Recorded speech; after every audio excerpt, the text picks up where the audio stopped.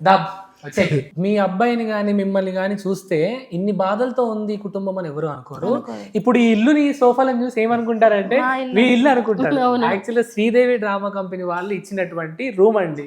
రేపు షూట్ ఉంది, ఈ రోజే వాళ్ళకి రిహార్సల్స్ అండ్ అదే విధంగా డబ్బింగ్ అయింది, పాట డబ్బింగ్. సో 8 పాటలు పాడి కష్టపడి వచ్చి రాత్రి ఆల్మోస్ట్ ఎంత అవుతుంది టైం, 12 అవుతుంది. కానీ నేను 5 గంటల నుంచి ఎదురు చూస్తున్నానని ఖచ్చితంగా నేను మేల్కుంటాను. తినకుండా కూర్చున్నారు వీళ్ళు ఈరోజు యాక్చువల్గా జస్ట్ వేదాన్ మీడియా ప్రేక్షకుల కోసం. అదే వాళ్ళ ప్రేక్షకులకు ఏదో చూపించాలనుకుంటున్నాడు, నేను నిలబడతాను మాట్లాడతానని కూర్చున్నారు. చాలా న్యాయంగా. ఈ చిన్న కుటుంబాలలో అది ఉంటుంది ఏంటంటే మన గురించి ఎవరేమన్నా చేస్తే తిరిగి ఇవ్వాలి, వాళ్ళకేమన్నా ఇవ్వాలి. అది అయితే చెప్పు, అసలు మీ మమ్మీని ఇలా చెయ్యాలని ఎందుకు అనుకున్నావు? అంటే నేను 10th వరకు స్కూల్లో చదివానన్న. అంటే డేస్ అంటే ఇంటి నుంచి వెళ్ళడమే. అయితే సడన్గా నేను నా 10th అయిపోయింది, ఇంటర్ నేను హాస్టల్లో వెళ్ళాను. ఓకే. వెళ్ళిన తర్వాత కొన్ని డేస్ ఉన్నాను హాస్టల్లో.